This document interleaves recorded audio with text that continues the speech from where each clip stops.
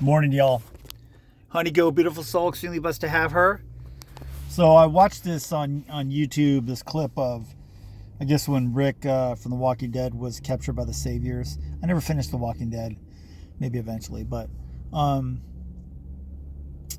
he's, it kind of reflects back to when the governor said liar. He goes, I think he was talking to him as a liar, when he killed Herschel and stuff, when the governor did. But and then Rick kind of sweet talks the Saviors. I guess they let him go, and then he kills him because he's lying. And the thing is, it takes a lot of trauma for a good person to go bad, a real good person to go bad. Honestly, but the thing is, I would trust no one. I wouldn't be in groups. You look at the Mist, crazy people, I'll tell you. And you're really going to find out who your friends are, your neighbors. When COVID started, I worked with this guy for 18 years at a place. And, we helped each other and stuff and, outside of work or whatever. But I called up and he was so afraid, that they were going to get sick and die from COVID. I don't know.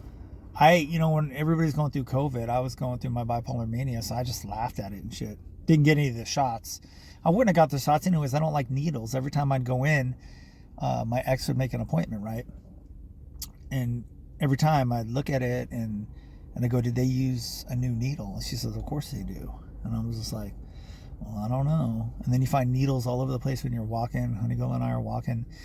It's just, and do I go into... No, I don't go to the doctor anymore. I should.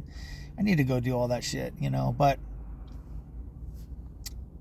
it's a different story when they almost took you out, literally, with the wrong drugs and the ECTs and, just stuff that just was horrible because they don't care, and the shittiest thing is with military veterans suffering PTSD and everything, they put them on the wrong stuff, and some of them are never coming back, literally, because they're gone.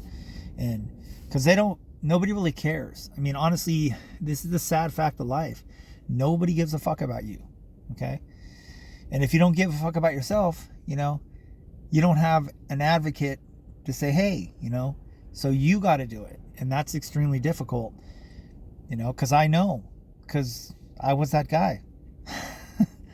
And now I'm just motivated only by Honey Girl, my beautiful soul. Extremely blessed to have her. And it's people in general know I don't really give a fuck about them. Because why? I think I've contributed enough to other people, and that's just me. I'm trying not to have another year like last year where I did the same thing, helped out people and got burned, And so this year, I don't know. The new bro that we'll see what happens there. But I'm not really gonna, I can just go grab my vehicle and my crossbows and shit and just end it right then and there. I would do the same with the relationship. Not that that's ever going to happen again. I'm talking about one with a woman. I'm going to have to make sure. The reason why I don't want to go to Thailand? Because I don't want to bang cock. Yo.